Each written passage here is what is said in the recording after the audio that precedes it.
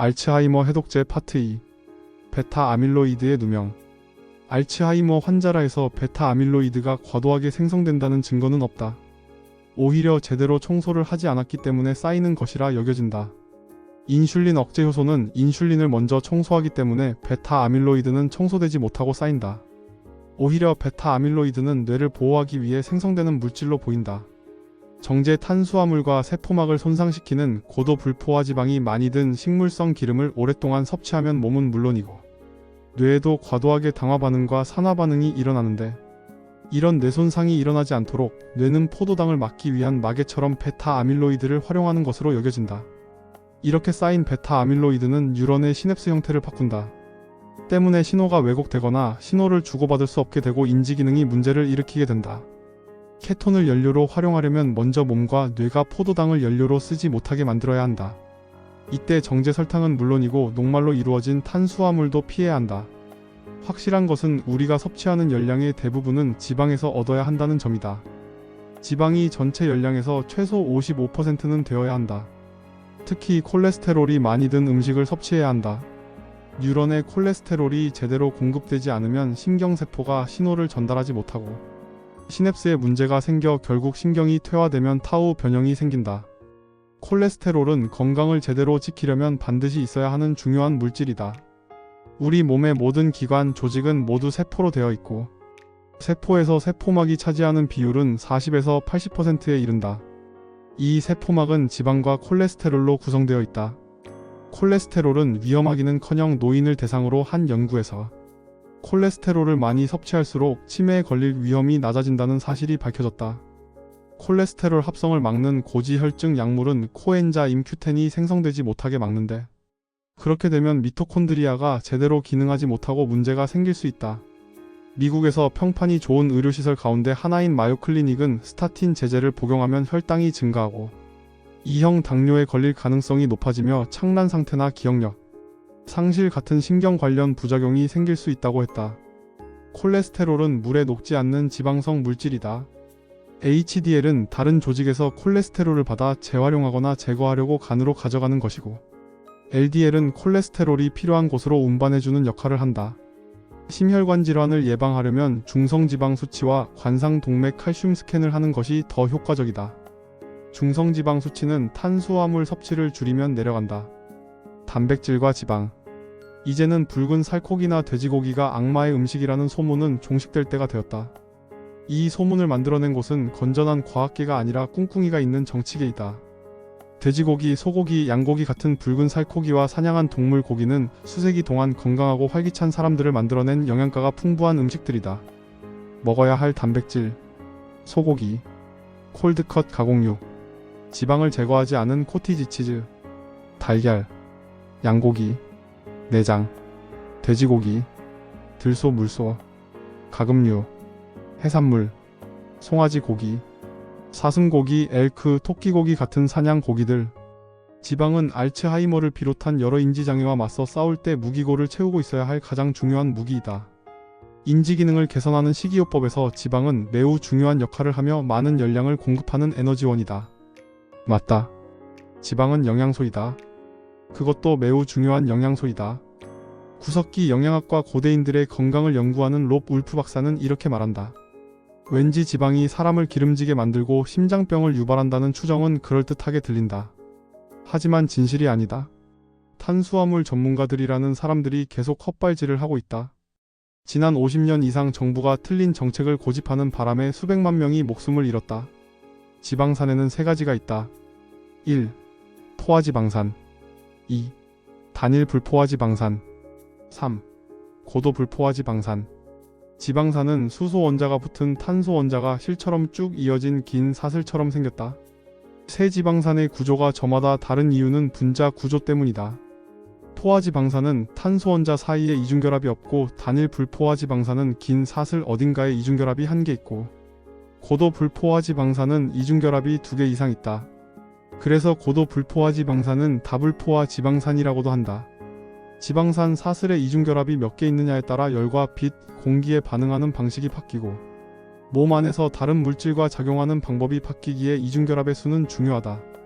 지방산에 있는 이중결합은 열이나 빛, 공기에 노출되었을 때 산화가 될 수 있는 부분이다. 지방에서 산화라는 용어가 나오면 산패를 생각하면 된다. 견과류를 상자에 담아 오랫동안 방치해두면 끔찍하고 불쾌한 냄새가 나고 맛이 이상해지는데, 이것이 바로 산패로 쉽게 산화되는 불포화지방산이 산소와 결합해 더는 먹을 수 없는 상태가 되었다고 여기면 된다. 포화지방산은 이중결합이 없기 때문에 가장 안정적이다. 포화지방산은 거의 산화되지 않는다. 따라서 산화에 필요한 세 가지 요소가 모두 존재하는 부엌에서 요리 재료로 사용하기에 가장 안전하다. 단일 불포화지방은 이중결합이 하나뿐이어서 뜨거운 불이 아니라 중불에서 요리해 먹으면 된다. 고도 불포화지방산은 이중결합이 많아 가장 산화되기 쉽다. 그 때문에 화학적으로 불안정해서 열을 가하는 요리에는 쓰지 않는 것이 좋다. 아니, 요리 자체에 쓰지 않는 게 좋다. 지방산 중에는 뇌 건강에 특히 좋아 굶고 있는 뉴런에 영양분을 공급하려고 진행하는 고지방 식이요법에 반드시 포함해야 하는 것들이 있다. 첫 번째는 MCT라고 알려진 포화지방산군이고, 두 번째는 오메가3 지방산이라고 알려진 고도 불포화지방산군이다. 코코넛 오일, 지방을 제거하지 않은 코코넛 밀크, 코코넛 버터 같은 코코넛 식품에는 MCT가 많은데, MCT는 일반적인 소화 과정을 거치지 않고 훨씬 짧은 경로로 케톤으로 전환된다. 앞에서 살펴본 것처럼 MCT는 탄수화물을 제한하지 않아도 케톤을 생성할 수 있다. 탄수화물을 상당량 먹어도 인슐린 수치가 높아도 코코넛 식품을 먹으면 케톤 수치가 올라가지만, 정말로 좋은 효과를 보려면 한 번에 2마리 토끼를 잡으려면 탄수화물 섭취를 줄이고 MCT가 많이 든 제품을 마음껏 먹어야 한다. 코코넛 제품과 MCT를 먹되 최상의 결과를 끌어내기 위해 탄수화물 섭취를 줄이고 인슐린 수치를 줄이는 활동을 함께 해야 한다. 오메가6 지방산과 오메가3 지방산의 균형이 크게 어긋나면 심장병, 만성통증, 심한 월경전 증후군 증상, 관절염 같은 문제가 생길 수 있다. 오메가3를 보충제로 섭취해서 비율을 높여야 한다. 운동과 수면. 운동을 해야만 포도당이 어딘가로 이동해 소비될 수 있기에 운동은 인슐린 민감성을 유지하는 데도 도움이 된다. 운동을 하면 근육세포가 인슐린 민감성 포도당 운반체를 분비한다는 연구 결과가 나와 있다. 이는 운동을 하지 않는 사람보다는 정기적으로 하는 사람이 섭취한 탄수화물을 좀 더 잘 조절한다는 뜻이다. 육체활동은 무엇보다 포도당을 더 효과적으로 활용하고 인슐린 수치를 낮추는 데 도움이 된다. 어떤 활동을 하기로 마음을 먹었든 정기적으로 꾸준히 해야 한다. 걷기, 조깅, 정원 가꾸기, 근력운동, 사이클링, 골프, 셔플보드, 수영, 에어로빅, 스트레칭 등 어떤 활동이든 모두 좋다.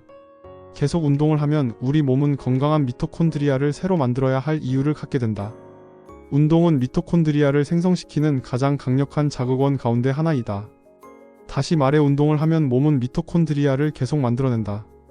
비록 근력 운동이 특히 강도가 낮은 운동과 함께할 때 미토콘드리아를 만드는 데는 아주 조금 더 도움이 된다고 하지만, 걷기, 조깅, 사이클링, 수영 같은 유산소 운동과 근력 강화 운동도 모두 미토콘드리아를 새로 만들도록 자극한다고 하니 자신이 할 수 있는 운동을 하자. 열심히 일하는 근육세포가 계속해서 더 일하도록 하려면 미토콘드리아가 많아야 한다. 근육이 어떤 일을 하든 그 일을 할 수 있게 해주는 에너지는 근육세포 안에 있는 미토콘드리아가 만든다.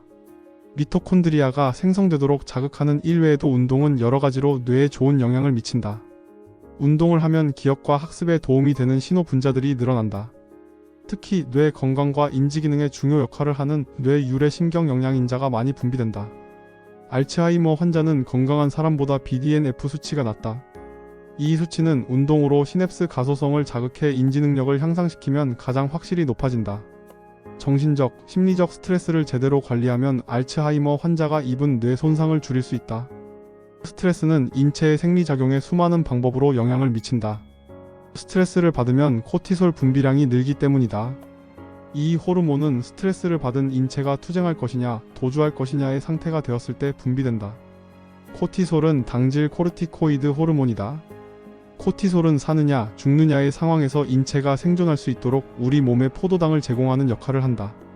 이 포도당은 아주 빠르게 몸에 에너지를 공급하기에 문자 그대로 그 자리에 서서 스트레스에 대항하거나 아니면 죽어라 도망치는 투쟁, 도주 반응을 일으킨다.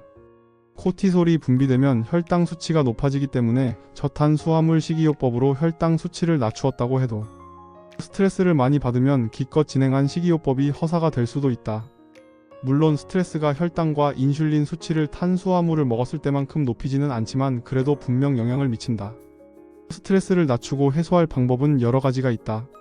가장 쉽게 할 수 있는 방법은 요가나 명상, 깊은 호흡을 하는 것이다.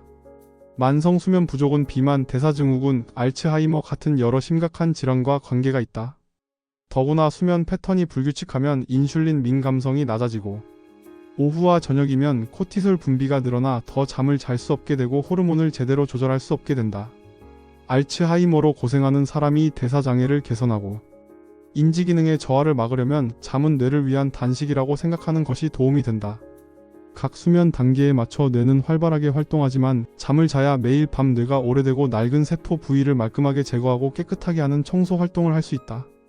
잠을 자야 뇌가 휴식을 취하고 다시 일할 준비를 할 수 있다. 충분히 자지 못하면 뇌가 스트레스를 받는다. 뇌와 중추신경계가 대사작용을 하고 나온 노폐물을 혈관 밖으로 버려 몸 밖으로 배출하는 방법에는 여러 가지가 있는데 그중 하나가 글림프계를 이용하는 것이다. 글림프계는 낮에 활동할 때는 대부분 쉬고 있다가 잠을 잘 때 활발하게 움직인다. 실제로 연구자들은 모든 동물에게 잠이 절대적으로 필요한 이유는 뇌에 독성물질이 될 수 있는 노폐물을 밖으로 배출하는 휴지 시간이 있어야 하기 때문이라고 추론하고 있다.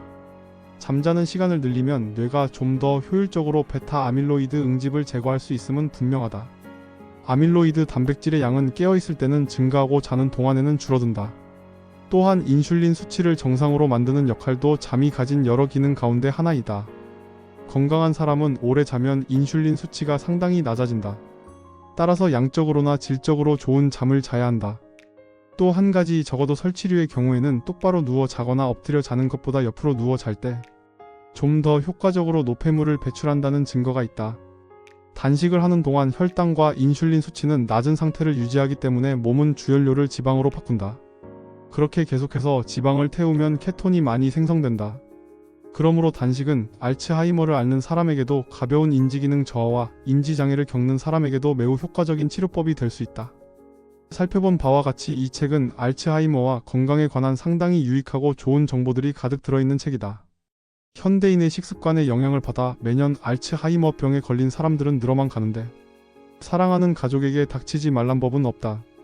미리미리 좋은 정보들을 숙지하여 건강관리에 노력하시길 바라며 이 책을 꼭 읽어보길 권한다.